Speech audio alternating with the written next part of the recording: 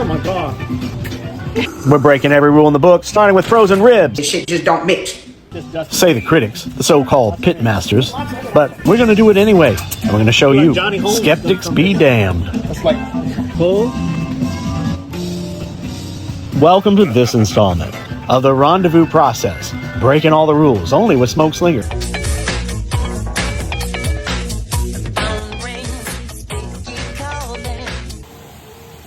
Look at this. Look at the sinew.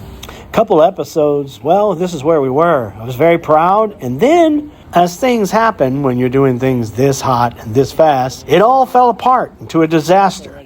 Barbecue in the dark. Okay, we are going to pull them, put them in a pan, and depending on how I feel about them when I pull them, I may let them just sit in there with the lid on there for a little bit. I don't know. What a burned up mess of meat. And it didn't take long for them to burn up on some of those edges. Look at that one. So then I did what a lot of us, content creators do. We try to make the best of things, maybe film it from a different angle, add a filter to it, but there was nothing I could do with these ribs to make them. And it's worth watching me taste them, even though my dialogue on tasting says, hey, they're pretty good. They weren't. They were not good.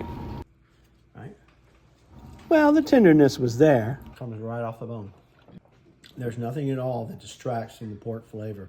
You lying like a motherfucker. You know you made some burn-ass ribs. These ribs are not a failure because of the equipment.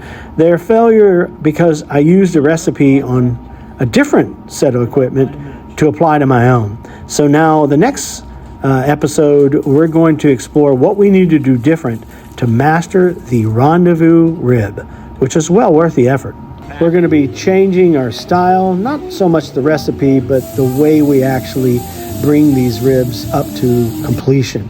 Going to be changing, going over to a basket style, adding in some heat plates, and going from there. And as you can see, the results are a lot better. Those are the ribs pulled off.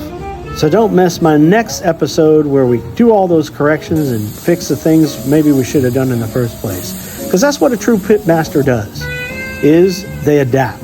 They cook the meat and give the meat what it needs.